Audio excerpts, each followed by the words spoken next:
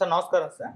నమస్తే. సార్ అమరావతి మహిళల పైన అనుచిత వ్యాఖ్యలు ఆ నేపథ్యంలోనే అటు కొమ్మినేని అండ్ కృష్ణంరాజు గారు ఇద్దరు కూడా అరెస్ట్ అవ్వడం చూసాం. అయితే కొమ్మినేనికి ఇప్పుడు బెయిల్ అయితే లభించింది. సుప్రీం కోర్ట్ బెయిల్ అయితే మంజూరు చేసింది. కాకపోతే కొన్ని కీలకమైన కామెంట్స్ చేసినట్టుగా తెలుస్తుంది.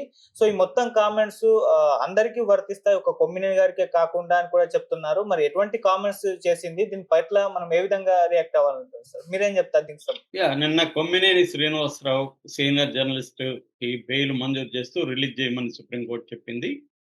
ఇది వెరీ వెరీ ఇంపార్టెంట్ తీర్పుగా మనం చెప్పుకోవచ్చు. ఎందుకంటే హిస్టారిక్ జడ్జిమెంట్స్ లో ఒకటిగా చెప్పుకోవచ్చు. ఎందుకంటే ఫ్రీడమ్ ఆఫ్ ద ప్రెస్ అనేది ఇండియా మొత్తంగా కూడా చాలా దారుణంగా జర్నలిస్ట్ వితౌట్ బోర్డర్స్ అనే సంస్థ ఎవరి year freedom of the press index ని తయారు చేస్తుంది. అది ఈ ఇయర్ 2025లో మొత్తం 150కి గాను 151కి పడిపోయిందన్నమాట. లాస్ట్ 159 ఉన్నింది మన ర్యాంకు. ఇప్పుడు 151కి పడిపోయింది.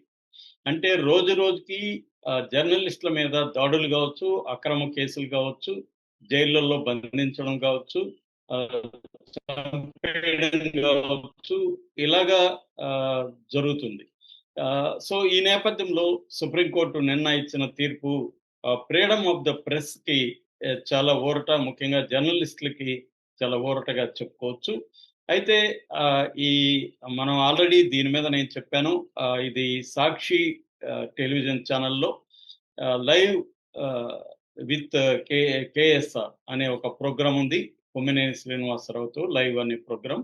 ఆ ప్రోగ్రాంలో ఆంధ్రప్రదేశ్లో సెక్స్ వర్కర్ల పర్సంటేజ్ ఎంత ఉంది దేశంలో అని ఈ మధ్య రకరకాల సర్వేలు వచ్చాయి. అందులో ఒక సర్వేకి సంబంధించి రిపోర్టును టైమ్స్ ఆఫ్ ఇండియా ప్రకటించింది. దాన్ని చర్చిస్తున్నప్పుడు ఆ టైమ్స్ ఆఫ్ ఇండియా ప్రకటించిన రిపోర్టు ప్రకారం ఇండియాలోనే నెంబర్ 1 ప్లేస్లో సెక్స్ వర్కర్లు ఎక్కువగా ఉన్న రాష్ట్రం కర్ణాటక. అంటే టోటల్గా 15% వరకు సెక్స్ వర్కర్లు కర్ణాటకలో ఉంటే, రెండవ అతిపెద్ద సెక్స్ వర్కర్లు ఉన్న రాష్ట్రం ఆంధ్రప్రదేశ్ అని 12% వరకు ఉంది.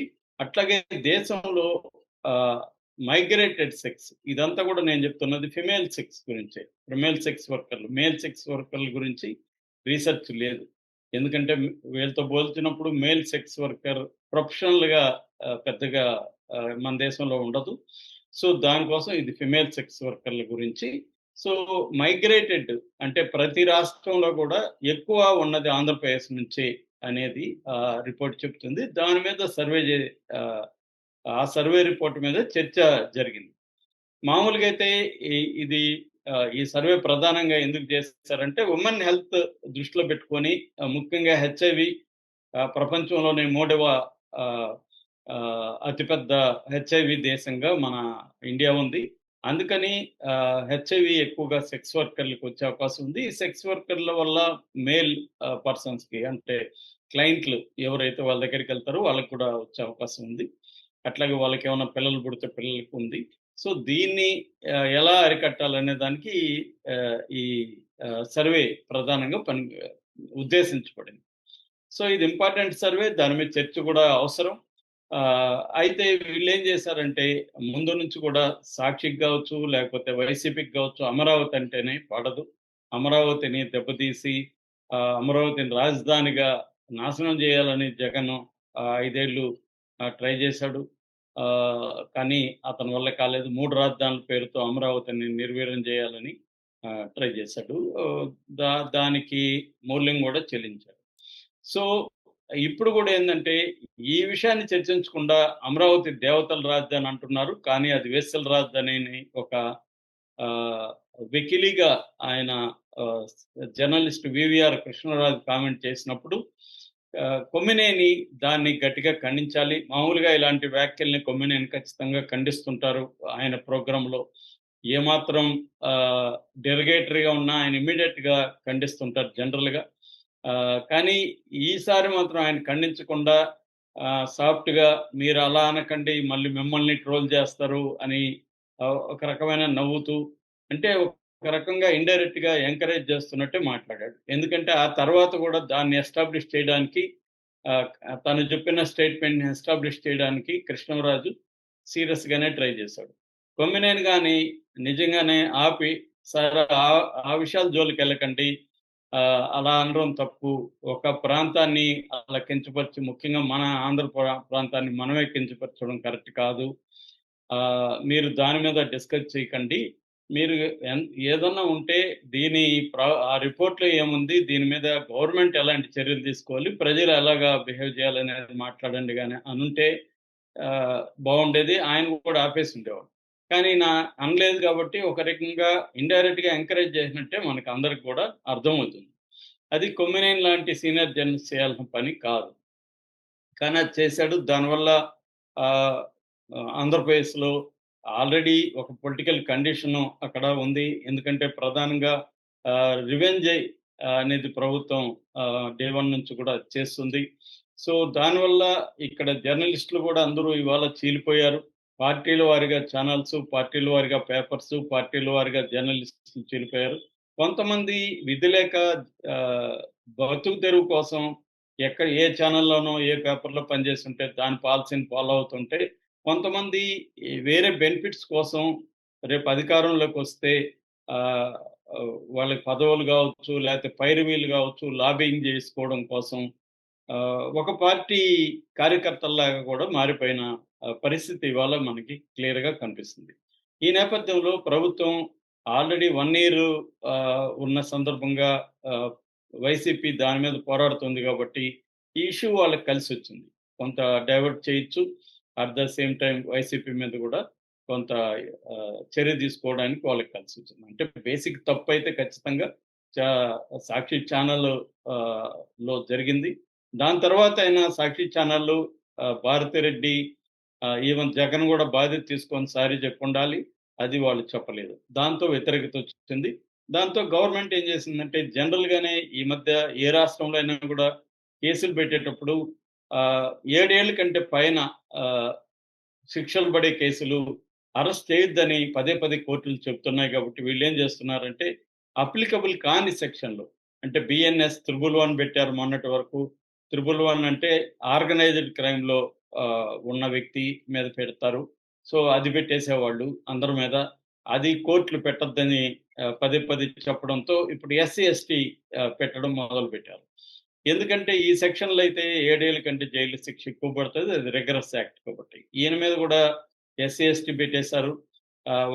అందుకోసమే వాళ్ళేం చేశారు తెలివిగా ఖమ్మంపాటి శిరీష్ అని ఒక దళిత మహిళ దగ్గర అంటే దళిత జేఏసీ ఆమె అమరావతి. ఆమె దగ్గర కంప్లెయింట్ ఇచ్చారు. నిజానికి వీళ్ళు దళిత మహిళలు వేశ్యా వృత్తిలో ఉన్నారనేది ఎక్కడా మాట్లాడలేదు. జనరల్‌గా మహిళల గురించి మాట్లాడారు. ఆయన మాట్లాడితే ఈయన నవ్వాడు. దాన్ని ఆపలేదు. సో, నిజానికి ఆయన మీద ఈ కేసు ఈ సెక్షన్ పెట్టడం కరెక్ట్ కాదనేది నేను గూడా చెప్పానప్పుడు చాలామంది చెప్పారు. అట్లాగే బిఎన్ఎస్ 356 బ్రాకెట్ 2 అనేది పెట్టారు. ఇదేందంటే డిఫమేషన్ కేసు. ఇంతకుముందు 499 ఐపీసీ ఉండేది. ఇవాళ అది బిఎన్ఎస్ 356 2 వచ్చింది. దాన్ని పెట్టారు. అంటే ఈయన అసలు వ్యాఖ్యలే చేయలేదు. ఈయన ఏ రకమైన డిఫమేషన్ వ్యాఖ్యలు కూడా కేఎస్ చేయలేదు. అయితే మంగళగిరి కోర్టు ఎస్సీ, ఎస్టీ పెట్టడాన్ని మాత్రం వ్యతిరేకించింది. డీఎస్పీకి, ఎస్పీకి నోటీసులు జారీ చేసింది. అయితే మిగతా సెక్షన్లకు కూడా వ్యతిరేకించకుండా కోర్టు ఏం చేసిందంటే ట్రయల్ కోర్టు ఇతనికి 14 రోజులు రిమాండ్ ఇచ్చేసింది. దాంతో వైసీపీ తరపున అంటే కొమ్మినేని తరపున సుప్రీం కోర్ట్‌లో బెయిల్ పిటిషన్ ఏశారు. ఆ bail petition Ponnavolu, Allanki Ramesh, Siddhartha Dave senior supreme court advocate వీళ్ళ ముగ్గురు ఆర్గ్యూ చేశారు. ఇటు గవర్నమెంట్ తరపున నేను చాలా సార్లు చెప్తున్నాను చంద్రబాబు ఏం చేస్తున్నాడంటే ఆయనకు ముందు నుంచి కూడా ఈ అలవాటు ఉంది. చిన్న కేసుల్లో కూడా పెద్ద లాయర్‌లని ఆయన రంగంలోకి దించుతాడు. అలాగా ఇందులో కూడా సీనియర్ సుప్రీం కోర్టు అంటే టాప్ 10లో ఉండే ఇద్దరు అడ్వకేట్‌లని సిద్ధార్థ లూత్రా ఆయన ఒక రకంగా ఆస్థాన అడ్వకేట్. చంద్రబాబు పర్సనల్ గాను చంద్రబాబు కావచ్చు, రామోజీరావుకి కావచ్చు, సునీతకి కావచ్చు ఇలాంటి వాళ్ళకి అందరికి కూడా ఆయనే అడ్వకేట్. దాంతో పాటు గవర్నమెంట్ వచ్చినాక కూడా ప్రతి గవర్నమెంట్ చిన్న ముందస్తు బెయిల్‌కి కూడా ఆయన అడ్వకేట్‌గా ఉంటున్నారు. దాంతో పాటు ముకుల్ రోహత్గి ఆయన కూడా రంగంలోకి దించారు. So Mukul Rohatgi and Siddharth Luthra state government, Andhra Pradesh state government పైన ఆర్గ్యూ చేశారు. సో ఇక్కడ ప్రధానంగా ఏం జరిగిందంటే వీళ్ళ ఆర్గ్యుమెంట్ ఏందంటే ఎవరు గవర్నమెంట్ తరపున అడ్వకేట్ల ఆర్గ్యుమెంట్ ఏంటంటే ఈయన ఆయన కృష్ణరాజు కామెంట్లు చేస్తుంటే దీన్ని అబెట్టింగ్ అంటారు. అంటే దాన్ని మరింత అగ్నికి ఆజ్యం పోయడం, మరింత పెంచేదానికి ట్రై చేశాడు. తర్వాత గోడింగ్ అంటే దాన్ని ఇంకా పంపు కొట్టడం, తర్వాత లాఫింగ్, నవ్వుతా ఉన్నాడు అనేది ప్రధానంగా చెప్పారు. వీళ్ళేం చెప్పారంటే సిద్ధార్థ దవే ఏం చెప్పాడంటే కొమ్మినేని అసలు కామెంట్ చేయలేదు. ఒక ఛానల్లో ఒక యాంకరు ఒక ప్రోగ్రామ్‌ని కండక్ట్ చేస్తున్నప్పుడు ఆ ప్యానెల్‌లో ఎవరో ఒకరు చేసిన కామెంట్‌లకి ఈయన ఎట్లా బాధ్యుడు అవుతాడు అనేది ఈయన లా పాయింట్ తీశాడు. అప్పుడు దీన్ని ద్విసభ్య ధర్మాసనం విచారించింది. ప్రశాంత్ కుమార్ మిశ్రా అండ్ మన్మోహన్ వీళ్ళిద్దరూ justice Prashant Kumar and justice Manmohan వీళ్ళిద్దరూ దీన్ని విచారించారు. అప్పుడు ప్రశాంత్ కుమార్ మిశ్రా అన్నాడు, అంటే ఈ కేసు నవికా కుమార్ అండ్ రాజ్దీప్ సర్దేశాయ్ లాంటిదేనా అని అడిగితే అబ్సల్యూట్లీ అని సిద్ధార్థ దవే అన్నాడు. అంటే ఇంతకుముందు వాళ్ళకు కూడా ఇట్లా యాంకరింగ్ చేసేటప్పుడు వేరే వాళ్ళ కామెంట్లు చేసినట్టు కేసులు పెట్టారు. సో దాంతో ప్రశాంత్ కుమార్ మిశ్రా ఏమన్నారంటే ఆయనేమి కామెంట్లు చేయలేదు డైరెక్ట్‌గా. ఆయన నవ్వడం తప్పు ఎలా అవుతుంది? మేము కూడా నవ్వుతాం ఇక్కడ. ఒక్కొక్కసారి చాలా ఘోరమైన కామెంట్లు ఎవరైనా చేసినప్పుడు కూడా దాన్ని నవ్వుతూ కొట్టేస్తాము. అంత మాత్రాన నవ్వడం అనేది ప్రతిసారి ప్రోత్సహించినట్టేమి కాదు. అట్లా అనుకుంటే మేము రోజు ఇక్కడ అనేక సార్లు నవ్వుతూనే పనిచేస్తుంటాము. సో యాంకరు నవ్వినాడని యాంకరు మీద ఎస్సీ, ఎస్టీ ఇలాంటి కేసు పెట్టి 70 ఏళ్ల సీనియర్ జర్నలిస్ట్‌ని అరెస్ట్ చేయడం కరెక్ట్ కాదు. రెండోది ఆర్టికల్ 19(1) ప్రకారం 1A అంటారు. 19(1A) ప్రకారం ఫ్రీడమ్ ఆఫ్ ద ఎక్స్‌ప్రెషన్ అనేది, ఫ్రీడమ్ ఆఫ్ స్పీచ్ అనేది ఉంటది. అట్లాగే 1985లో Indian Express versus state of union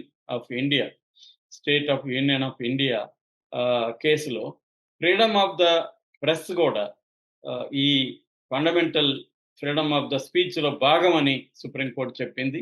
కాబట్టి ఈ case very important. Freedom of the press అనేది ఇంపార్టెంట్. ఒక సీనియర్ జర్నలిస్టు, ఒక యాంకరు, 70 ఏళ్ల ఆ వ్యక్తి ఆయన ఒక ప్రోగ్రామ్‌ని కండక్ట్ చేస్తున్నప్పుడు ఎవరో చేసిన కామెంట్స్‌కి ఆయన నేరం చేసినట్టు అయితే కాదు. ఖచ్చితంగా ఆయనకి బెయిల్ ఇవ్వాలి. అట్లాగే ఎస్సీ, ఎస్టీ కూడా అప్లికబుల్ కాదు. సో అని క్లియర్‌గా కోర్టు చెప్పింది. అయితే కండిషన్ మాత్రం ట్రయల్ కోర్టే పెట్టింది. ఆయనకి బెయిల్ ఇవ్వాలనేది మాత్రం సుప్రీంకోర్టే చెప్పేసింది. ఇది ఇటీవల చరిత్రలో రేర్ జడ్జిమెంట్. మామూలుగా అయితే ట్రయల్ కోర్టు ఇకపోతే హైకోర్టుకి వెళ్ళమంటుంది సుప్రీంకోర్టు. కానీ హైకోర్టుకి వెళ్ళమనలేదు. అది కూడా అన్నాడు సిద్ధార్థ లూత్రా. హైకోర్టులో వెళ్ళమనండి సార్ వాళ్ళని, మీ దగ్గరికి ఎందుకు వచ్చారంటే కూడా లేదు, ఇది ఖచ్చితంగా ఇది ఫ్రీడమ్ ఆఫ్ ద ప్రెస్‌కి విఘాతం కలిగిస్తుంది. ఖచ్చితంగా ఈయన మీద పెట్టిన ఎఫ్ఐఆర్‌లో ఈ సెక్షన్‌లు చెల్లవు. ఈయనకి బెయిల్ ఇవ్వాల్సిందే అని ద్విసభ్య ధర్మాసనం చెప్పింది. Okay sir. Thank you so much sir.